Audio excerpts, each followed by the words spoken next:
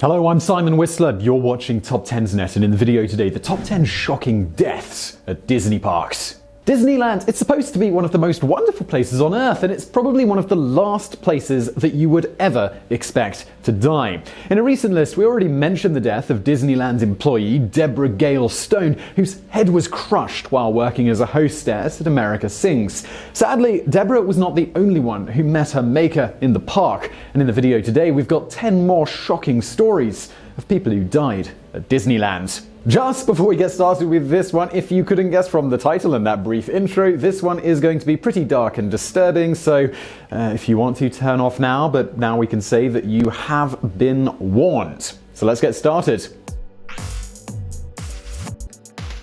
Number 10. Mark Maples. They say that boys will be boys, but in the story of Mark Maples, shenanigans are indeed what led to his death. The Disneyland Matterhorn bobsleds opened in 1959. It was one of the park's first roller coasters. From the outside, it looked like the Matterhorn mountain in the Swiss Alps, and park guests zoom in and out of mountain caves. Just a few years after the Matterhorn's grand opening, a 15-year-old boy named Mark Maples was visiting Disneyland. He decided that he'd do a little showing off to the friend that was sitting next to him. He unbuckled his seatbelt and stood up just before the ride flew down its highest peak. Unfortunately, though, he lost his balance and fell to the tracks below. Mark died, and his friend was traumatized for the rest of his life. Number 9. Thomas Cleveland. On grad night, high schools can book private parties at Disneyland for their graduating seniors from 9 p.m. to 2 a.m. In 1966, the legal drinking age, it was still 18, and it was right around the peak of hippie culture in California. So you can probably only imagine the fun that went on during these Disney grad nights. A local 19-year-old resident named Thomas Cleveland wanted to sneak into Disneyland to join the grad night festivities for free. He decided to climb a fence that led up to the monorail tracks and planned to climb down the other side. A security guard, he spotted him though and started shouting for him to get down because the train was coming. Thomas, however, he ignored him and he jumped from the fence down onto the monorail track, where the oncoming train subsequently hit him and dragged his body 40 feet down the track. Needless to say, Thomas died that night and he never got to crash the party. Number 8. Dolly Regina Young. Several years after the death of Mark Maples on the Matterhorn, a 48-year-old woman named Dolly Regina Young died in almost exactly the same way. Her seatbelt was not fastened, so when the Matterhorn bobsled dipped down the highest peak, her body flew out of her seat. She was sitting in the very last car, so she fell onto the track and her body was crushed by an oncoming sled. She was sitting alone in the car at the time, so there was no one there to witness if she had forgotten to fasten her seatbelt, or if she chose to stand up, or if somehow the ride malfunctioned. Disney park employees now claim that the spot where she died on the Matterhorn is actually haunted, and they've named it Dolly's Drop. Number 7. Brandon Zucker. In September of 2000, a 4-year-old boy named Brandon Zucker was on a ride called Roger Rabbit's Cartoon Spin with his father, David. Somehow, Brandon managed to fall out of the moving car and was crushed underneath the car behind him. The ride continued to move along without stopping. David rushed outside multiple times, screaming for park employees to stop the ride and to help his son. Unfortunately, at the time, it was Disney park procedure to not call 911 right away, no matter how frantic a park guest might seem. The employees simply told him to calm down and wait for security to arrive. The damage done to Brandon's body was incredibly graphic, and without immediate medical attention, he would have died before the ambulance could have arrived. Thankfully, one of the witnesses was a medical assistant named Teresa Reed, and she was able to rush to Brandon's aid. Brandon, though, he became a paraplegic, and he was under constant medical care for the rest of his life. For the next 8 years, he could not walk, talk, or enjoy life. He died at just 13 years old. The family sued Disney for Brandon's medical bills, and the lawsuit forced Disneyland to change their emergency procedures. While the exact amount was kept private, it is estimated that the Zucker family must have received close to $30 million in the settlement. Number 6. Bogden Delaurot. 18-year-old Bogden Delaurot and his 10-year-old brother were visiting Disneyland, and they decided it would be fun to stay past closing time to take a closer look at the burning settlers' cabin on Tom Sawyer's Island. This was something that was not normally accessible to park guests. After a few hours, they both got bored and decided it was best to head back.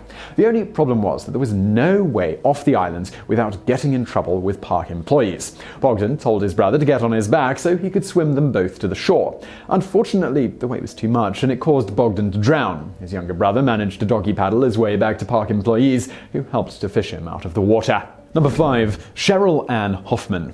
In 1979, a 31-year-old woman named Sherrill Hoffman was riding on Space Mountain and she became sick. When all the other passengers got off the ride, the park employees asked her to stay in the vehicle because they planned to remove it from the track so that they could continue on without stopping to clean up the car. Sadly, there wasn't very good communication between the park employees because Sherrill stayed in the ride like she was told, but the car was never removed and she went around Space Mountain a second time. She passed out, and by the time she came around again, she had to be rushed to the hospital. She fell into a coma and died soon after. It turns out that Sherrill had a tumor, and the speed of the ride dislodged it into her brain. Sherrill's husband tried to sue the park for sending her around a second time, but they claimed that since they had signs warning people with medical conditions to stay away, they could not be held responsible. Number 4. Lee Yama. It was August of 1967 and Disneyland had just opened Tomorrowland, which included its new ride called the People Mover. The cars moved fairly slowly, but their purpose was to transport park guests through every section of Tomorrowland. It was designed so that guests could get on and off the ride while it was still moving. Only 1 month after it opened, a 17-year-old named Lee Yama thought it would be funny to step out of his car and move to the next one so that he could sit with his friends. He decided to do this while the People Mover passed through a dark tunnel. Unfortunately, Ricky lost his balance on the rotating platform and fell onto the tracks. Another set of cars came along and crushed his body under the wheels. He was dragged until the employees could stop the ride, but by then, he was already dead.